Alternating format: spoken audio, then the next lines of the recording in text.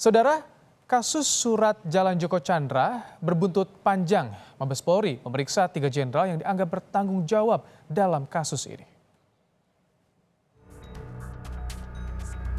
Mabes Polri dalam kasus surat Jalan Joko Chandra tak hanya berhenti pada pencopotan Brigjen Prasetyo Utomo sebagai Kepala Biro Koordinasi dan Pengawasan Penyidik Pegawai Negeri Sipil Bareskrim Mabes Polri.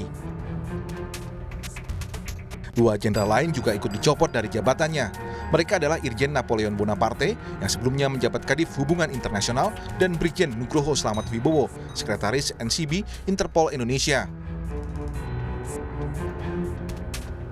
Pencopotan 2 jenderal ini tertuang dalam surat telegram Kapolri tertanggal 17 Juli 2020. Pencopotan 2 jenderal polisi ini diduga terkait dengan terhapusnya nama Joko Chandra dalam Red Notice Interpol. Red Notice adalah permintaan untuk menemukan dan menahan sementara seseorang yang dianggap terlibat dalam kasus hukum. Yang ditemukan oleh Propam bahwa ada kewenangan yang seharusnya itu dilaporkan kepada pimpinan, dia tidak melaporkan di sana. Makanya kita kenakan kode etik ya di sana gitu. Dan tentunya ya namanya surat menanyakan berkaitan dengan Red Notice itu adalah dari penyidik yang mengajukan, itu seharusnya menanyakan itu. Kepala Bareskrim Polri, Komjen Listio Sigit Prabowo mengatakan tindakan tegas terhadap jenderal yang terlibat dalam kasus Joko Chandra tak hanya berhenti pada pencopotan, tapi juga bisa berujung pada sanksi pidana. Kini publik menunggu sejauh mana bersih-bersih Polri dilakukan dalam kasus skandal surat Jalan Joko Chandra. Tim Liputan Kompas TV. Lalu cukupkah langkah Polri dalam menindak anggotanya yang terseret kasus surat Jalan Joko Chandra dan seperti apa catatan jenderal polisi yang terseret dalam kasus ini? Rekan saya Friska Clarissa akan mengulasnya dalam dialog sore ini. Friska. Terima kasih Ibrahim untuk mengulas langkah polisi dalam menindaklanjuti kasus surat Jalan Joko Chandra yang menyebabkan 3 jenderal dicopot dan rekam jejaknya. Kami akan mengupasnya bersama dengan anggota Komisi 3 DPR, Jazilul Fawait. Selamat sore. Assalamualaikum Pak Jazil, ketemu lagi. Selamat sore. Waalaikumsalam. Waalaikumsalam warahmatullahi wabarakatuh. Dan juga Direktur Pusat Kajian Anti Korupsi UGM, bukan UGM, Zainal Arifin Mukhtar. Pak Suceng, selamat sore. Selamat sore Mbak Friska. Ya, sore. Saya ke Pak Jazil dulu. Kapolri langsung copot 3 jenderal. Ini udah cukup atau belum untuk bersih-bersih Polri? Tentu kepolisian, kasus ini merupakan tamparan yang keras buat kepolisian ya, dan buat penegak hukum lainnya. Dan di internal kepolisian pasti ada proses jika ada anggotanya yang melanggar disiplin. Nah, 3 orang ini dicopot karena dianggap melanggar disiplin. Tetapi dari Pak Kabar Eskrim tadi disampaikan, ini bisa menjadi bukan hanya soal kode etik, tetapi bisa masuk kepada ranah pidana. Nah, justru pertanyaannya, kenapa saya sebut tamparan keras? Ini orang yang mestinya atau penegak hukum yang semestinya mengawal penegakan hukum, ini malah mengawal seseorang buron, sehingga publik melihat bahwa di negeri ini kalau orang kuat itu mendapat fasilitas, kalau orang kecil segera ditangkap. Ini buron malah dikasih karpet merah ini. Ada karpet merah. Nah, ini di tengah pandemi, di mana sistem tidak bekerja, saya lihat ketika terjadi kasus ini semua bekerja cepat. Lurahnya bekerja cepat, pembuat paspor bekerja cepat. Nah, bahkan keluarnya juga cepat. Nah, ini justru ironi menurut saya di tengah masyarakat ini sedang kesulitan dan juga di mana birokrasi juga sedang ada pembatasan. Kok ini cepat sekali? Ini artinya pasti ada otak di balik itu. Ini nggak main-main. Dan ini ada, kalau kita katakan yang kong kali kong bukan satu pihak aja dalam membantu. Ya pasti, ini rapi sekali karena melibatkan minimal 4 instansi ya. 1 Kementerian Dalam Negeri, Lurah. Yang kedua, Kejaksaan Agung itu sendiri, ya nggak tahu tadi kan, beliau tidak tahu buronannya ada.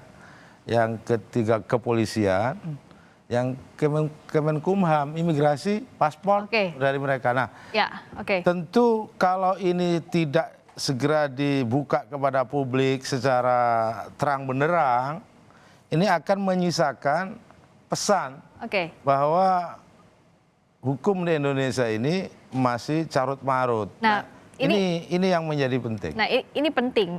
Hukum dianggap carut marut, tentu potret buruk untuk hukum di negara kita.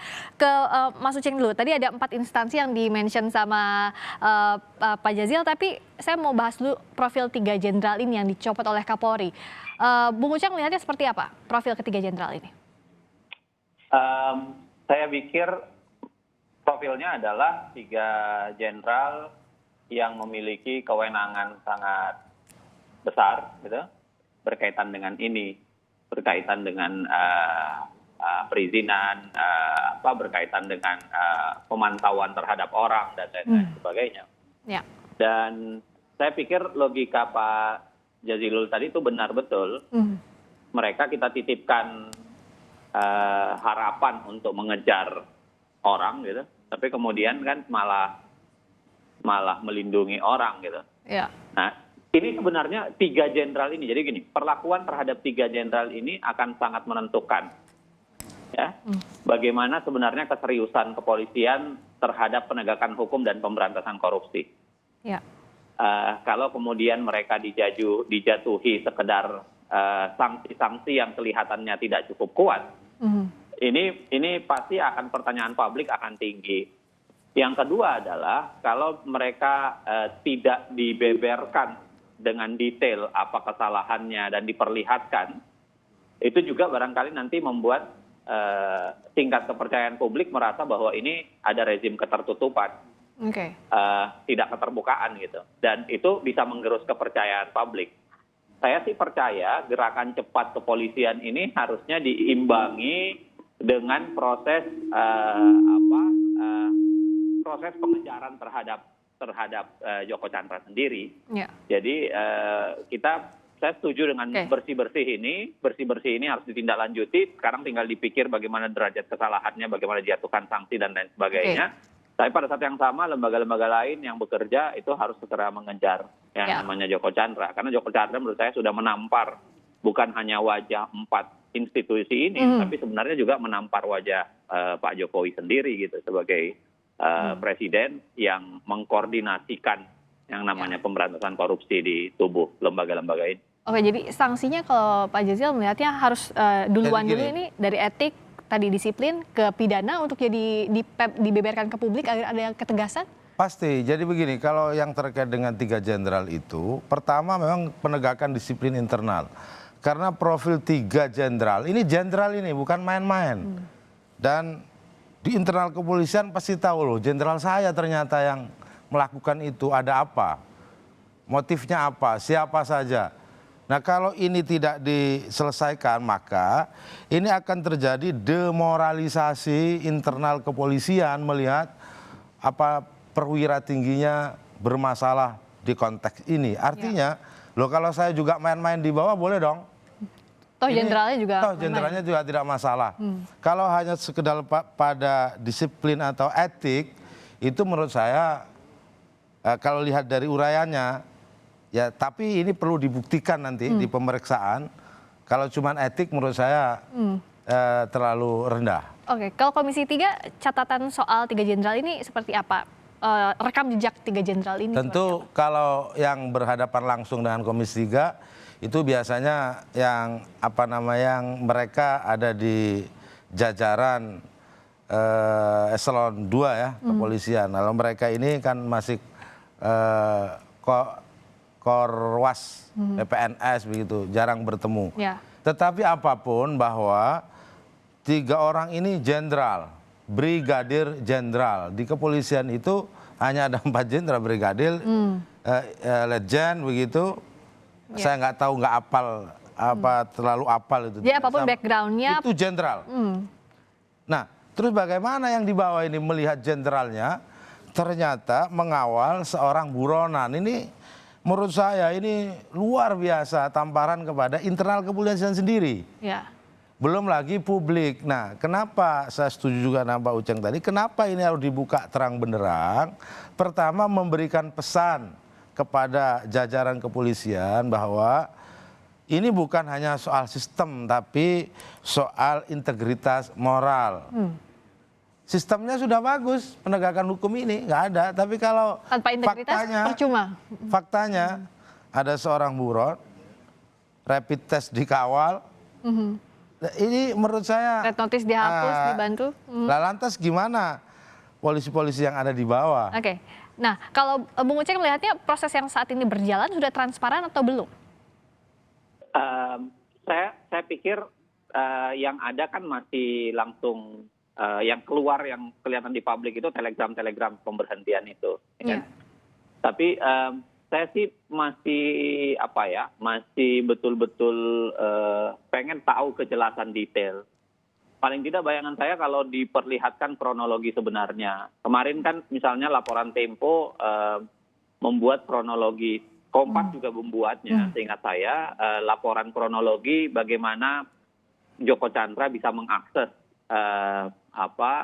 layanan untuk membuat KTP gitu. Nah bayangan saya kalau dibuat kronologi jelasnya seperti itu, mungkin bisa membuat lengkap gitu. Saya cuma mau bilang bahwa Anda bisa bayangkan betapa rusaknya apa yang terjadi kalau kemudian seseorang buronan koruptor yang harusnya dikejar oleh polisi itu malah diberikan surat izin, diberikan surat izin pakai didaku sebagai konsultan yang itu alamatnya malah alamat di kepolisian gitu. Jadi betul-betul kayak difasilitasi dari hulu sampai hilir untuk kemudian meloloskan dia. Padahal negara ini adalah orang yang sedang di DPO, orang yang sedang dicari oleh negara, orang yang merugikan negara. Gitu. Bung Uceng sampai berani melakukan tindakan itu, kalau Bung Uceng dari Pukat UGM punya catatan khusus tidak dengan 3 orang jenderal ini? Terus terang kita tidak punya catatan detail ya, kecuali salah satu di antaranya yang memang pernah berada di Yogyakarta gitu.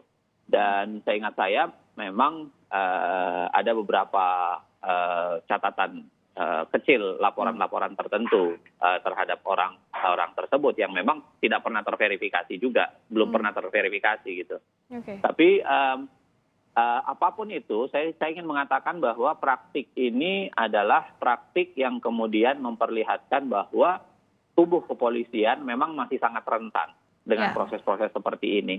Dan kalau tidak segera Presiden, kemudian Kapolri mengambil langkah untuk menambalnya, jangan salahkan ketika publik kemudian masih menaruh ketidakpercayaan tinggi terhadap kepolisian untuk urusan-urusan yang begini ya. Yang kedua adalah kasus ini sebenarnya memperlihatkan yang saya khawatirkan lagi-lagi adalah ini seperti fenomena gunung es. Ini yang kelihatan saja. Belum yang lainnya. Terlihat saja. Sedangkan perkara yang ditangani oleh kepolisian itu lebih 170.000 dalam 1 tahun gitu. Di semua tingkatan. Anda bisa bayangkan kalau di level atas masih bermain seperti ini, mungkin mudah sekali kita simpulkan bahwa praktik serupa, praktik mirip itu sangat mungkin terjadi di tingkat bawah. Nah, bagaimana cara untuk menyelesaikan itu menurut saya Pak Kapolri dan Presiden Jokowi itu harus memberikan monumen pengingat gitu, semacam semacam lonceng pengingat bahwa kasus ini tidak akan dimain-mainkan lagi gitu.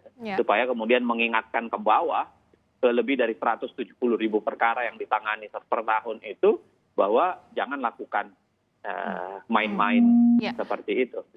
Harusnya ini penegak hukum kita menyerahkan ke kepolisian, tapi dari kasus ini kan masyarakat jadi kecewa Pak Jazil. Ya tentu ini pihak kepolisian, Pak Kapolri, Pak Idam Aziz melakukan langkah yang cepat justru ingin mempercepat pemulihan citra kepolisian. Nah, tetapi ini tidak akan berhenti di sini. Beliau akan melakukan bersih-bersih juga di internal. Termasuk memastikan ketiga jenderal ini bagaimana status selanjutnya. Nah, kalau hanya pemecatan atau pemutasian jabatan itu tanpa harus ada kasus banyak orang dimutasi. Gitu. Tetapi karena ini melakukan tindakan harusnya yang dianggap lebih dari mutasi. Ini karena belum diperiksa, saya tidak ingin mendahului saja. Mestinya diperiksa apakah yang dilakukan oleh 3 jenderal ini ini ada unsur pidananya atau tidak. Ya. Kalau ada unsur pidananya, maka diserahkan ke aparat penegak hukum yang lain yang menangani itu. Nah, seberapa cepat penanganan itu, itulah yang menurut saya akan menjadikan jaminan kepada publik dan kepada internal kepolisian bahwa Pak Kapolri melakukan tindakan disiplin yang tegas. Jika tidak, maka sama saja, belum berubah, tidak prometer, gitu, kira-kiranya begitu. Nah, ini tantangan, ujian buat kepolisian, dan saya juga sebagai mitra Komisi 3 selalu dan senantiasa mendukung agar khususnya kepolisian dan para penegak hukum lainnya itu bekerja berdasarkan sistem, berdasarkan integritas, tetapi faktanya sampai hari ini, dan ini dibuktikan, kalau setuju saya, buka saja kronologinya, itu akan kelihatan. Warga negara biasa bikin KTP itu lama. Ini hanya 1 hari. 1 hari kurang bahkan. Iya. Saya itu DPR ngurus paspor itu nggak bisa 1 hari. Ini jadi langsung saat itu. Iya, istri saya ngurus hanya karena kesalahan angka di nomor NIK keluarga itu harus disuruh pulang dan nggak bisa lagi sebelum ngurus NIK yang baru. Ini kok cepat sekali. Jadi pertanyaan-pertanyaan ini justru membuat saya sedikit heran. Kalau ini tidak ada kaki tangan dan otaknya, tidak mungkin ini tersedia dengan cara yang sangat mudah. Nah, pertanyaannya, siapa yang melakukan itu? Masa polisi saja? Artinya tidak berhenti di 3 jenderal ini saja, harusnya Pasti segera tidak. diusut yang tadi Pasti 4 tidak. institusi yang terlibat itu. Pasti, karena apa? Karena kalau polisi ini sudah di hulunya, ini sejak dari mulai mendaftarkan PK di Jakarta Selatan, mendapatkan KTP, di mana dia juga dianggap warga negara lain, sehingga dia nggak bisa keluar paspor dan KTP. Ini gampang sekali.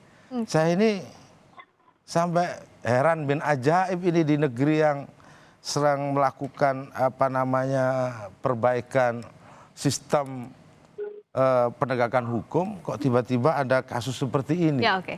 Nah, kalau kita lihat ini di kepolisian sudah ketahuan siapa-siapa saja, setidaknya Kapolri langsung mencopot 3 jenderal. Bung Uceng melihat harusnya institusi lain juga bisa cepat tindakannya. Iya, saya pikir ini jadi apa yang dilakukan kepolisian itu seharusnya juga dilakukan. Seharusnya diperhatikan dengan pola yang kurang lebih sama di tingkat. Saya lihat ada kan lembaga-lembaga lain, misalnya soal KTP dalam relasi dengan Dukcapil dan dengan Pemda Jakarta tentu saja. Yang kedua adalah Kementerian Hukum dan HAM, ya. Karena dan Kementerian Hukum dan HAM belakangan agak rajin nih dengan yang beginian, termasuk kasus Harun Masiku sebenarnya.